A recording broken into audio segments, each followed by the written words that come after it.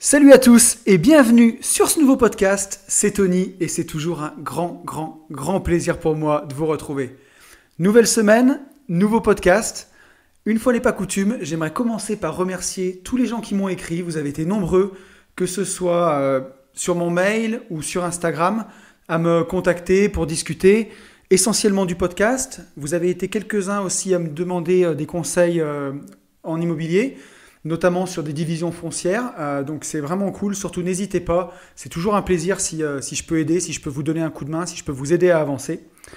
Donc cette semaine, je vais remercier les personnes qui m'ont contacté, Samuel, Marine, Benjamin, Chris, Mehdi, Pauline, Hugo, Yann, Vic et Xavier. Voilà, merci à tous.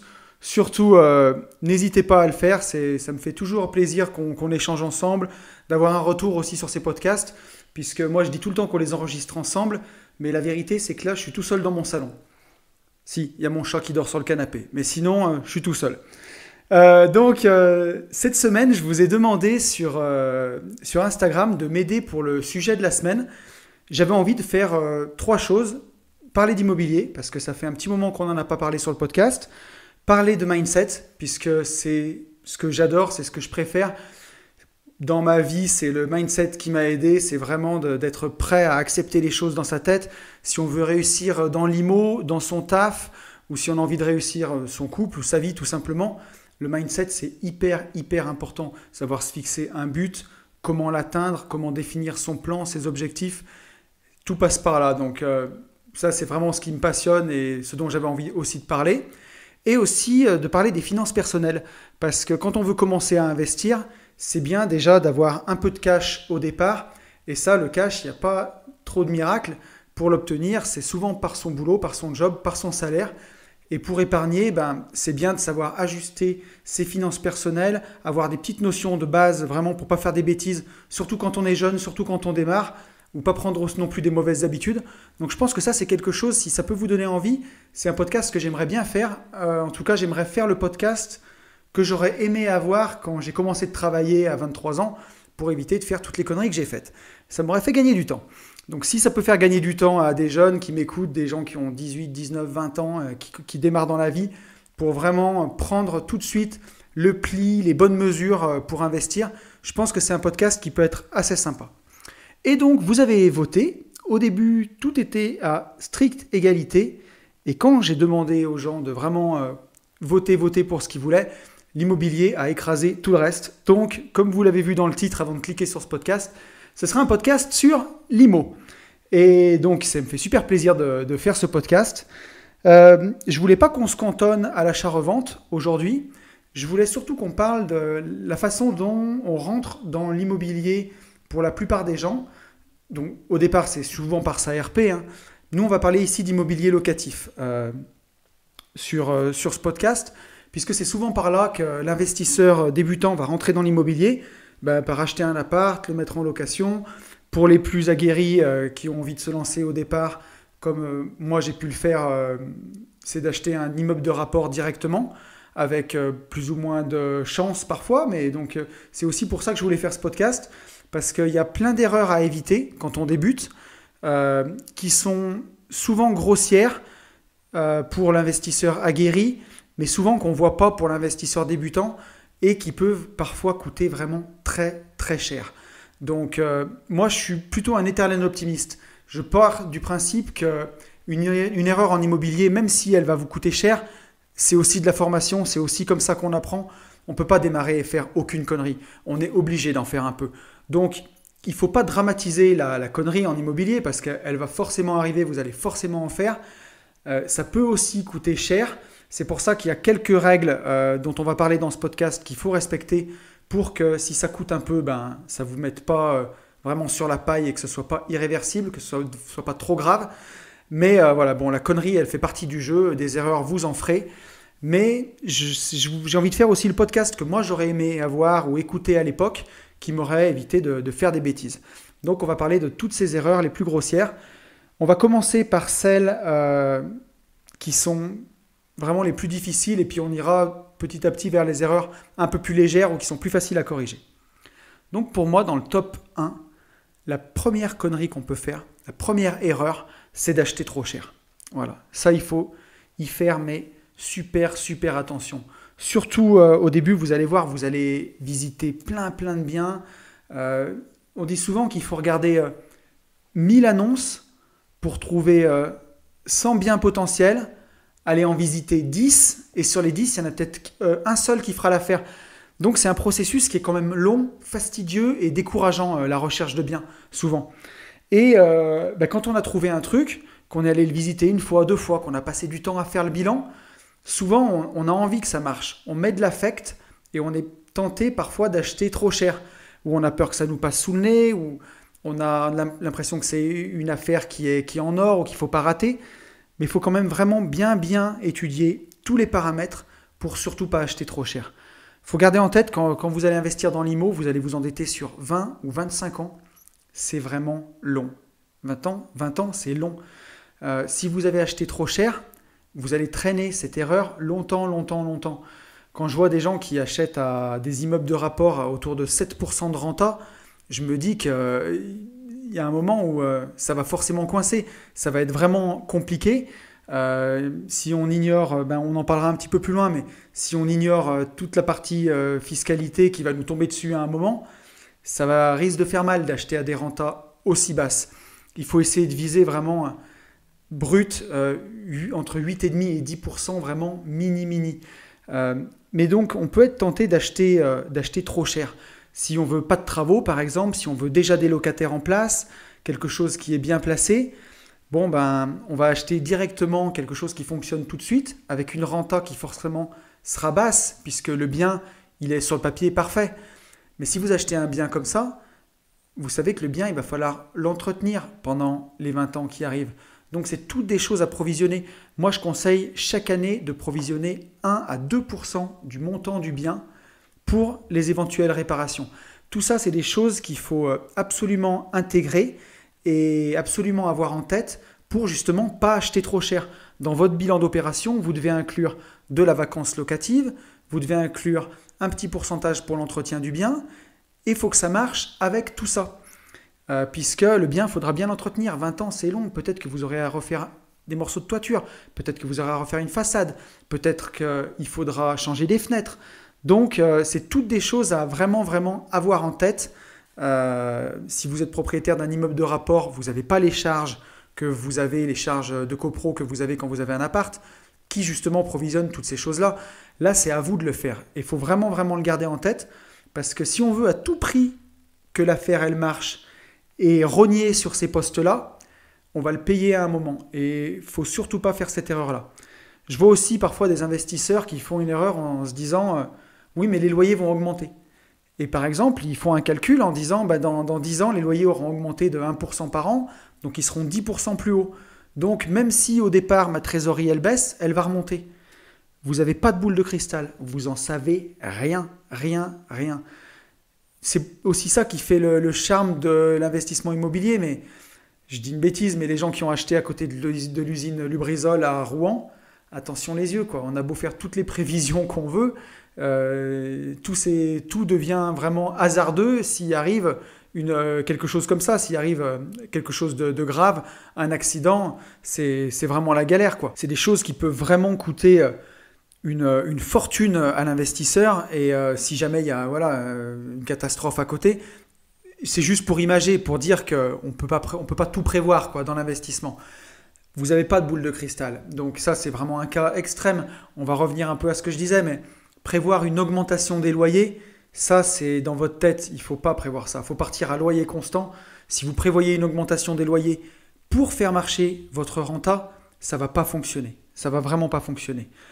Pareil, si vous achetez un appart pour faire de la location courte durée, par exemple, il y a beaucoup d'investisseurs qui vont dire que vous achetez un chiffre d'affaires. Ils vont vous montrer les chiffres en face où c'est très rentable. Donc je suis d'accord aussi avec ce principe de calcul, mais il faut garder en tête qu'il faut que votre investissement il fonctionne aussi en location nue classique, puisque si jamais dans la ville, vous achetez dans une grande ville, on ne sait pas ce qui va se passer avec Airbnb. Je regardais encore en ce moment Facebook, c'est de la folie. Nos politiques, nos chefs d'État, ils essayent de pondre des lois dans tous les sens pour empêcher ça. Donc il suffit qu'il y ait une loi qui arrive dans 4, 5, 6 ans pour encadrer la LCD. Là, on est coincé avec un bien qu'on peut avoir surpayé, dont on ne sait pas quoi faire. Donc même si c'est la solution de repli, il faut qu'elle fonctionne à peu près ou qu'elle soit pas trop pénalisante.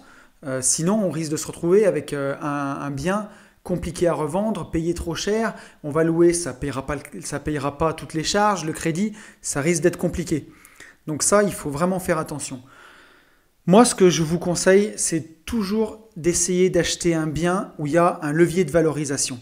C'est vraiment ce qui va vous permettre de faire une bonne affaire et de ne pas acheter cher. Ça va vous permettre de négocier. Quand je dis un levier de valorisation, c'est par exemple acheter un immeuble qui est bien placé, mais qui est vraiment pourri. Une ruine où vous allez avoir beaucoup de travaux. Ça va vous aider pour négocier. S'il y a beaucoup de travaux à l'intérieur, vous allez vraiment pouvoir faire baisser le prix, vous allez pouvoir discuter le prix avec le propriétaire, vous allez pouvoir payer le bien beaucoup moins cher, faire les travaux, et à ce moment-là, vous partez pour 20 ans avec un bien qui est neuf, que vous avez entièrement rénové. Donc vous mettez tout au départ, vous allez défiscaliser en plus, et dans les années qui arrivent, vous n'aurez pas beaucoup de travaux. Après, le bien, vous pouvez le garder quelques années ou le garder en patrimoine, mais au moins vous partez avec quelque chose qui est refait à neuf, et vous avez un levier de valorisation à l'achat. Voilà. C'est un petit peu mon avis là-dessus, c'est toujours d'essayer d'acheter vraiment le moins cher possible. Je dis toujours, et c'est d'ailleurs comme ça que j'ai toujours entendu dire, qu'en immobilier, l'affaire, elle se fait à l'achat. Pas seulement en achat-revente, mais quand vous achetez du locatif, il faut raisonner comme en achat-revente. Surtout, ne pas acheter trop cher, parce que sinon, dans le temps, c'est une vraie galère, ça va être une plaie, vous allez être en cash burn tout le temps, donc ça va vous consommer du cash. Même si sur le global, le bien que vous avez acheté peut peut-être faire une plus-value ou vous rembourser du capital aussi, ça va vous consommer du cash et ça c'est assez galère, on va en parler dans la suite du podcast. Donc premier point, voilà, attention à ne pas acheter trop cher. Le deuxième point, ça c'est pareil, ça va être toujours pour un immeuble, mais pour un investisseur débutant, c'est deuxième erreur, ne pas visiter un bien en totalité. Ça, pour moi, c'est une erreur qui est grave et qui peut coûter très très cher. Quand vous achetez un bien, vous devez tout visiter, de la cave au grenier. Vous devez tout voir de vos propres yeux. Vous pouvez faire confiance à l'agent immobilier, ça n'empêche pas, vous pouvez faire confiance à votre vendeur, mais il faut absolument que vous puissiez tout voir. Et avant d'acheter, pareil, que vous ayez tous les diagnostics. Ne vous faites pas remettre les diagnostics chez le notaire. Quand vous visitez, vous avez déjà votre avis, puis avec le temps, vous allez en visiter beaucoup. Et d'ailleurs, vous êtes peut-être investisseur aguerri qui m'écoutez et vous avez l'habitude d'en visiter. Moi, ce que je préconise, c'est qu'avant de faire votre offre de prix, ou en tout cas, vous pouvez faire votre offre, mais avant de signer chez le notaire, il faut que vous ayez le temps d'éplucher les diagnostics, tout ce qui est termites, mérules, c'est des choses qui peuvent être vraiment, vraiment galères. Ce n'est pas juste une ligne chez le notaire avant de signer le compromis. Il faut vraiment en prendre conscience. Le but ici, c'est pas de faire peur et que ça tourne à la psychose, hein, pas du tout. C'est vraiment surtout d'alerter sur l'importance vraiment de tout voir. Il faut que vous voyez la charpente. Alors si vous achetez un bien en copro, c'est un peu différent, surtout si vous avez un syndic, vous allez avoir des rapports de gestion de syndic. Ça va quand même être assez documenté, ça ne vous dispense pas d'aller voir, hein, mais vous aurez quand même une traçabilité qui va être beaucoup plus grande. Si vous achetez un immeuble de rapport complet, où c'est l'ancien propriétaire qui gérait tout, ça sera peut-être un peu plus opaque s'il n'y a pas de rapport de syndic qui ont été faits. Donc là, il faut pareil demander toutes les factures des travaux qui ont été faits au cours des dernières années et vraiment aller tout visiter, quoi. La charpente, la toiture, allez la voir par vous-même, par vos yeux, voyez l'état dans lequel c'est. Pareil, bien faire le tour de toutes les façades, regarder des éventuelles fissures. C'est jamais dramatique hein, s'il y a une toiture, une charpente qui est en mauvais état, s'il y a une fissure dans la façade. Je ne dis pas que ça veut dire qu'il ne faut pas acheter, mais par contre c'est pareil, ça vous fait vraiment un levier de négociation en plus. Vous pouvez vous réparer ces problèmes-là. S'il y a une fissure, si ce n'est pas trop grave, vous faites venir quelqu'un qui est du métier, il regarde. La charpente, vous pouvez la faire suivre par un charpentier, vous faites budgéter tous ces travaux. Ça vous permettra de repartir avec un bien qui est neuf. Mais le pire qui peut arriver, c'est que vous n'ayez pas vu la charpente, vous n'ayez pas vu les caves, vous n'ayez pas vu l'état des poutres. Ou alors, encore autre chose, que vous n'ayez pas visité tous les appartements dans un immeuble de rapport. Ça, c'est super important. Si vous achetez un immeuble de 4 appartements, qu'il y a un locataire qui est jamais là, qu'on n'arrive pas à voir l'appartement, il faut absolument le voir quand même. Il faut se débrouiller pour prendre rendez-vous, pour attendre, même si c'est tard, même si c'est tôt. Mais il ne faut pas acheter un appartement dans un immeuble de rapport sans avoir vu un des appartements. Pour moi, c'est essentiel. Parce que si vous avez vu 4 appartements qui étaient nickel, et parfois d'ailleurs, c'est même pas un vice du propriétaire. Lui, il a loué. Peut-être que si le locataire est là depuis 5 ans, 10 ans, il n'est pas rentré dans l'appartement depuis 5, 10 ans. Et vous ne savez pas comment le locataire en a pris soin. Donc, c'est important de vous en assurer par vous-même. Pour moi, c'est hyper important de visiter le bien en totalité. C'est la deuxième erreur que peuvent faire les investisseurs. Et c'est une erreur qui peut coûter cher. Et surtout après, une erreur comme ça, on s'en veut parce qu'on sait qu'elle aurait pu être évitée. On sait que c'est quelque part une négligence de notre part de ne pas avoir poussé la visite jusqu'au bout. Donc ça, c'est quelque chose qui peut être évité. Donc, y faire attention, visiter le bien en totalité. Troisième erreur qu'on voit souvent, et ça c'est surtout quand on achète loin de chez soi, qu'on ne connaît pas, c'est acheter au mauvais endroit. Voilà. Pour moi, quand vous achetez un appartement, un immeuble de rapport, donc vous achetez non seulement un investissement, mais aussi une rentabilité, on est d'accord, mais il ne faut pas acheter qu'une rentabilité. Quand vous achetez un immeuble, vous achetez aussi un quartier, vous achetez une ville. Donc il faut vraiment savoir où vous mettez les pieds. Il y a quelques villes en France qui ont entre guillemets mauvaise réputation, et pourtant dans ces villes, il y a des super rues, des super quartiers, il y a des gens très bien qui vivent. Si vous achetez dans une ville qui a mauvaise réputation, mais dans la bonne rue et le bon quartier, ma foi, vous pouvez faire un super investissement. Et inversement, si vous achetez dans une très belle ville, une grande métropole, Lyon, Bordeaux, alors Bordeaux je connais moins, mais Lyon je connais très bien, il y a des très mauvaises rues à Lyon. Et pourtant c'est Lyon. Donc de l'extérieur on dira j'ai acheté un appartement à Lyon, il y a Lyon et Lyon. Il faut vraiment le savoir. Et je pense que c'est pareil dans beaucoup de villes de France. Donc surtout ça va arriver quand vous achetez loin de chez vous, vous ne connaissez pas les quartiers. Et surtout pareil dans certaines villes, entre 2 rues parallèles, ça peut être complètement différent. À 2 rues près, le prix au mètre carré peut varier énormément. Donc, quand vous achetez loin de chez vous, il faut vraiment prendre le temps de connaître la ville où vous voulez investir. Il ne suffit pas d'y aller 1 ou 2 fois. À la limite, vous y prenez un Airbnb, vous y passez 1 semaine, en vacances, investissement, vous visitez des biens, mais vous vous imprégnez de l'atmosphère sur place, vous vous imprégnez des rues où vous souhaitez investir, vous y allez, vous vous posez la question, est-ce que moi je voudrais vivre dans cette rue? Et vous aurez votre réponse. Mais pour moi, ça peut être vraiment dramatique.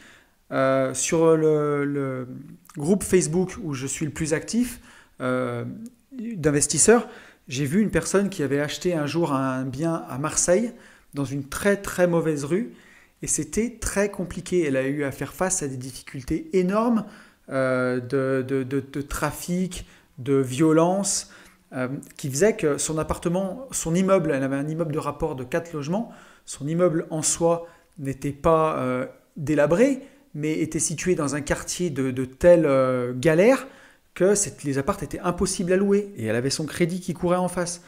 Donc ça peut vraiment mettre dans des situations compliquées. Alors encore une fois, mon but, c'est pas de faire peur dans les chaumières et de faire le journal de 20 heures. Je ne sais même plus qui le présente parce que j'ai plus la télé, ça fait 2 ans. Mais voilà, où la France a peur, là, comme dans la chanson de Mickey 3D, où on nous bombarde. C'est pas du tout ça. Hein. L'investissement immobilier, moi j'en fais, j'adore ça. Et je côtoie des gens tous les jours qui en font et qui adorent ça. Ça peut être vraiment super, même s'il y a son lot de galères parfois. Hein. Mais si on respecte ces règles essentielles au départ, ça peut être super. Voilà. Donc surtout, c'est pas pour être alarmiste tout ce que je dis, mais c'est vraiment pour rendre service à l'investisseur débutant qui n'a pas encore investi. Ça, c'est toutes des erreurs qui sont faciles à éviter avant d'investir. La 4e erreur qui est balèze, et là on commence à rentrer dans la 2e phase, c'est vraiment quand on se pose vraiment la question, c'est d'ignorer la fiscalité. Je ne peux pas vous dire le nombre d'investisseurs que je vois qui ont un appartement ou 2, qui me disent « Ah, l'immobilier, c'est trop la galère. Pourtant, j'ai fait un bien. le loyer payait le crédit. Mais ça ne suffit pas. Et ça, loyer égale crédit, c'est ce qu'on entend de partout, partout, partout. Loyer égale crédit, vous êtes à peu près à entre 5 et 7% de renta, quoi. C'est juste pas possible. Faire ça, c'est ignorer que le bien, il va falloir l'entretenir. C'est ignorer qu'il va falloir payer les charges. C'est ignorer qu'il va falloir payer des impôts. Parce que des impôts, vous allez en payer. Donc c'est hyper important avant d'investir de vous poser la question dans quel régime vous voulez le faire. Donc pour vous simplifier un peu les choses, si vous êtes tout seul, si vous investissez seul, le régime actuellement qui fonctionne le mieux, c'est le régime du meublé. C'est là où il y a, on va dire, le plus de cadeaux fiscaux en ce moment. Donc là, si vous trouvez un bien à 8,5% de rentabilité brute, en général, il s'autofinance. Ça va vous permettre de payer votre mensualité de crédit sur 20 ans, vos charges ainsi que vos impôts. Grosso modo, ce n'est pas une règle générale, mais c'est un ordre de grandeur qu'il faut garder. Et si vous le louez en nu, vous n'avez pas cette niche fiscale du meublé et vous allez être plus à 10-11% de renta pour rentrer dans vos clous si vous louez en nu. 10-11%, c'est déjà plus compliqué à trouver. Après, on trouve des rentas énormes. On peut trouver du 15% dans certaines villes. Je ne dis pas, je parle dans des choses un petit peu courantes. Voilà, ignorer la fiscalité, ça peut vraiment être une galère. Et pareil, si vous investissez en SCI, donc en association, vous avez deux types de SCI, la SCI à l'impôt sur le revenu et la SCI à l'impôt sur les sociétés. Donc la SCI à l'impôt sur le revenu, c'est le même régime que le NU, donc il ne faut pas oublier d'intégrer les impôts, sinon ça va être une vraie galère. Et après, vous êtes soumis à la plus-value comme les particuliers. Par contre, si vous achetez en SCI à l'IS, là, vous n'allez presque pas avoir d'impôt puisque vous allez amortir votre bien tous les mois et ça va venir justement baisser un petit peu votre position, voire même drastiquement. En revanche, vous amortissez le bien et à la fin, votre plus-value, si vous revendez, elle est calculée sur le montant, le nouveau prix où vous revendez le bien et vous déduisez tout ce que vous avez amorti. Et là-dessus, vous êtes taxé à l'impôt sur les sociétés. Donc, ça peut faire très mal. Je dis une bêtise, mais vous avez acheté un bien 500 000 €, par exemple, un immeuble de rapport, vous l'avez gardé 20 ans, vous l'avez entièrement amorti, vous payez et vous le vendez 600 000 €, vous payez la plus-value sur 600 000 €. Pas seulement sur les 100 000 de plus, mais sur les 600 000. Donc à l'impôt sur les sociétés, vous allez vous retrouver à donner 30% d'impôt, une somme faramineuse.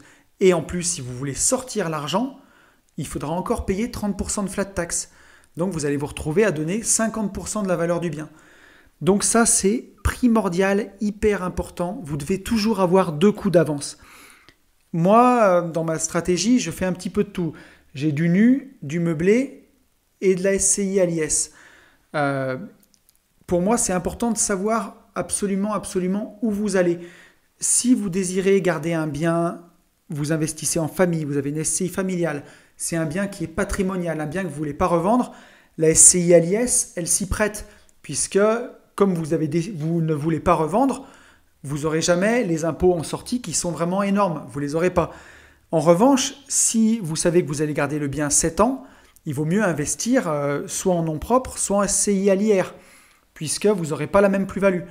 Donc ça, c'est vraiment important de se pencher sur la fiscalité. Ouais, j'ai posté une punchline sur Insta. Bon, j'avoue, elle est un peu grossière, mais elle me fait marrer.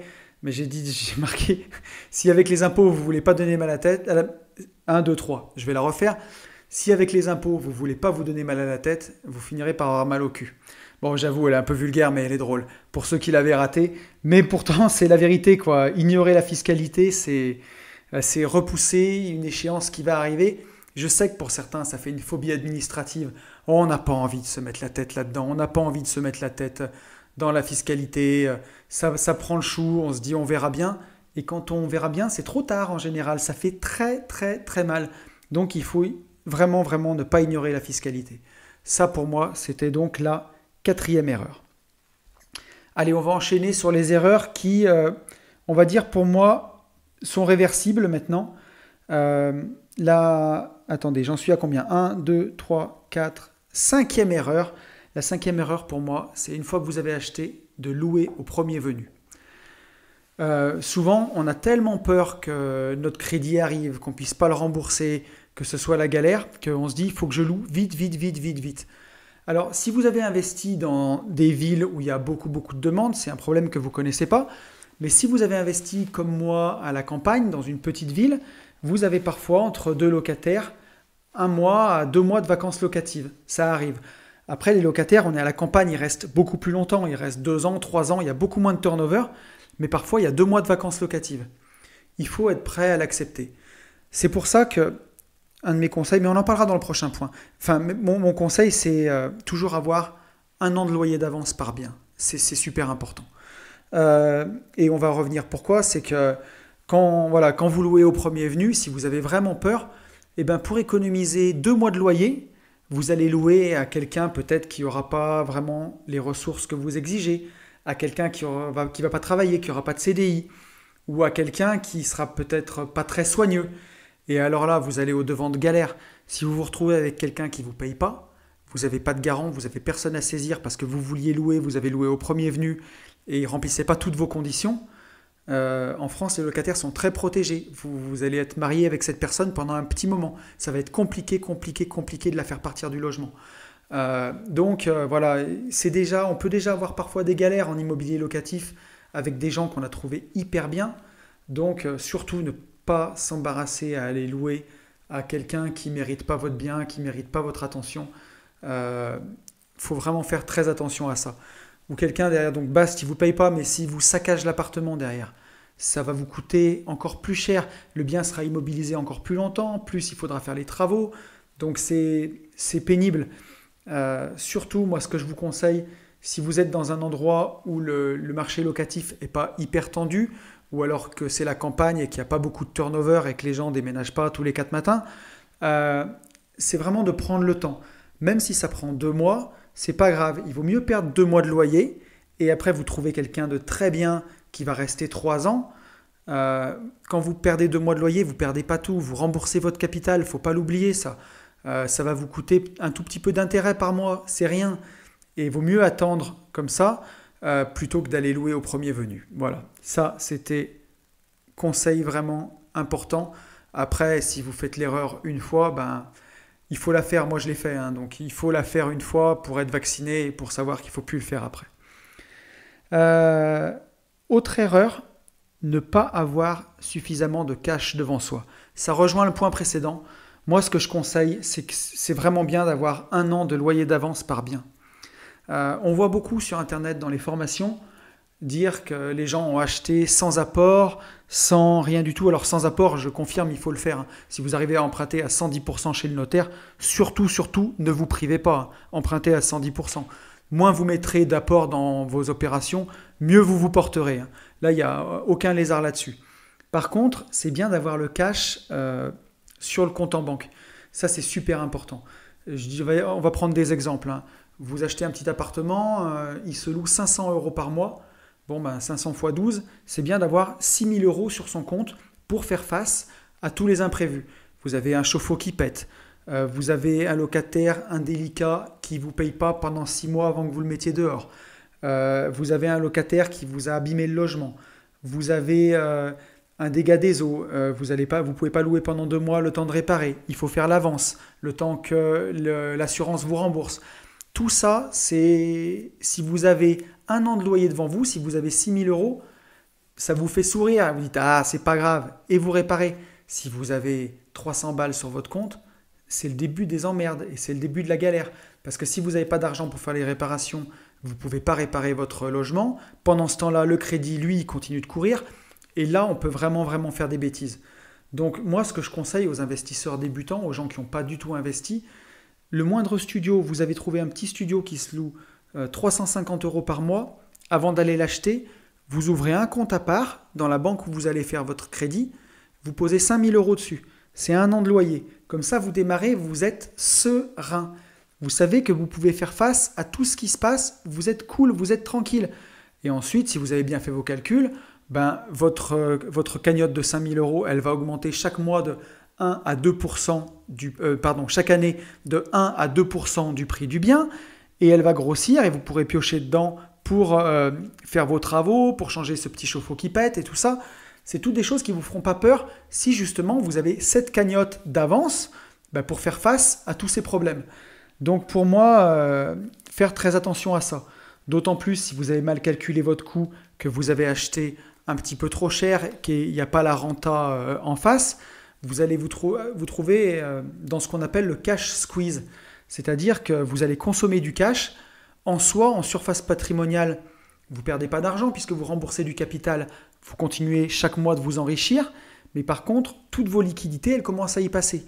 Et là, il faut y faire très attention parce que si vous vous trouvez à court de liquidité, vous allez peut-être plus à un moment pouvoir faire de travaux ou payer vos crédits.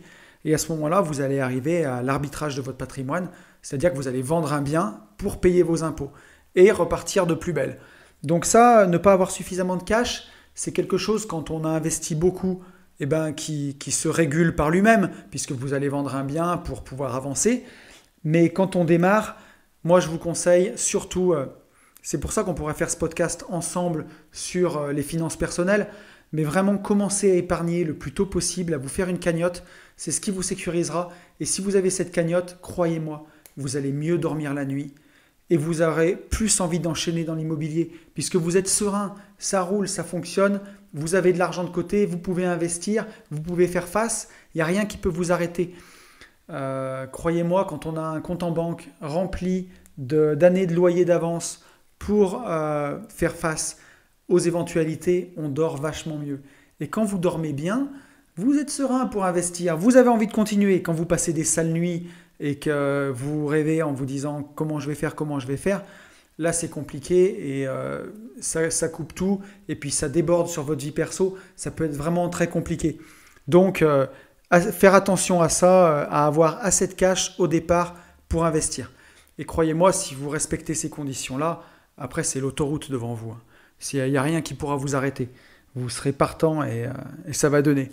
Et justement, le dernier point, pour finir sur une note super positive, puisque bon, c'est un podcast, j'espère que vous ne l'avez pas trouvé anxiogène non plus, c'est pas pour mettre la boule au ventre, mais parfois ça fait pas de mal de vraiment avoir une petite piqûre de réalité pour vraiment être averti, et puis après, comme dirait l'autre, un homme averti est averti. Donc voilà, mais le dernier point, le plus grave selon moi de tous, c'est de ne pas investir. Ouais, si vous investissez pas, si vous implémentez pas, si vous restez là les bras ballants à rien faire, vous vous enrichirez pas, vous avancerez pas vers l'indépendance financière, c'est peut-être le plus grave. Il vaut mieux aller faire une bêtise, à mon avis, et Dieu sait que moi j'en ai fait, et Dieu sait qu'il y en a qui m'ont coûté de l'argent, mais au final, ça a fonctionné. Donc, il vaut mieux faire une bêtise, au pire vous apprenez, que de ne pas investir. Pour moi, la plus grosse bêtise de tout le podcast à retenir, c'est de rester à ne pas investir. Je vois parfois des gens qui pinaillent pour 1 point, 2 points de renta sur un bien qui est déjà à 9-10% de renta. Et je me dis, et même si c'était dans un autre cas, entre un bien à 8% et 10%, parfois le plus grave, c'est juste de ne pas investir. Parce que quelques années après, quand vous regardez tout le capital que vous avez amorti, il ne faut pas regarder que le cash flow, il faut aussi regarder le capital qu'on amortit. C'est ça qui va créer votre vraie richesse. Le cash flow, on va dire, c'est presque une anomalie de ces dernières années, des taux bas qu'on a. On emprunte aujourd'hui à moins d'1%, alors qu'il y a une dizaine d'années, on était à 3, 4, 4,5%. Là, on ne parlait pas de cash flow à l'époque. Et aujourd'hui, les taux sont vraiment tellement bas que ça vaut vraiment le coup d'investir. Il ne faut surtout pas s'en priver, l'argent est presque gratuit, c'est ce que je veux dire. Et surtout, voilà, le plus grave, ça serait de ne pas investir, parce que dites-vous, si vous aviez acheté ces 5 dernières années, ne serait-ce qu'un appartement à 100 000 euros par an, même ces 10 dernières années, si chaque année vous aviez acheté seulement un appartement à 100 000 euros, sur les 10 dernières années, et que vous commenciez à les revendre, tous les 7 ans, vous arbitrez, vous revendrez. Faites le calcul. Vous verrez, en moyenne, vous aurez gagné, si on part sur une petite plus-value de 10-15% en 10 ans, vous aurez gagné au moins quasiment 40 000 euros par an, entre 30 et 40 000 euros par an. Ça fait 2 500 euros par mois, c'est incroyable. Il y a Alexandre, mon copain du Club des Rentiers, qui avait fait cette présentation quand j'étais allé le voir en séminaire à Paris. Il avait appelé ça Rentier sans cash flow, où il montrait qu'il achetait des appartements, un appartement à 100 000 euros à 7-8% de renta, donc juste, qui s'autofinance juste en meublé, un appartement tous les 10 ans, et à la fin, il dégageait une plus-value annuelle, donc en commençant à revendre les appartements au bout de 7 ans, et vous faites tourner comme ça, entre 30 et 40 000 euros par an. Vous vous rendez compte, ça fait 3 000 euros par mois. Vous êtes rentier sans cash flow. J'avais trouvé ça incroyable. Donc pour moi, la plus grosse erreur qu'on peut faire, c'est tout simplement de ne pas investir. Voilà, on arrive au bout de ce podcast. J'espère qu'il vous aura plu. J'avais juste mon petit conducteur sur l'écran. Je vous le mettrai sur Insta. La photo, je pense qu'elle sera rigolote. Et donc j'ai vraiment fait assez au feeling. J'espère que ça vous aura intéressé. J'espère que ça vous aura plu. J'espère que ceux qui voulaient un podcast sur l'IMO auront été satisfaits. Voilà. Je vous souhaite à tous une super semaine. Continuez de bosser. Continuez de vivre pour vos rêves. De vivre pour la liberté. La plus belle chose au monde. C'était Tony et à très vite.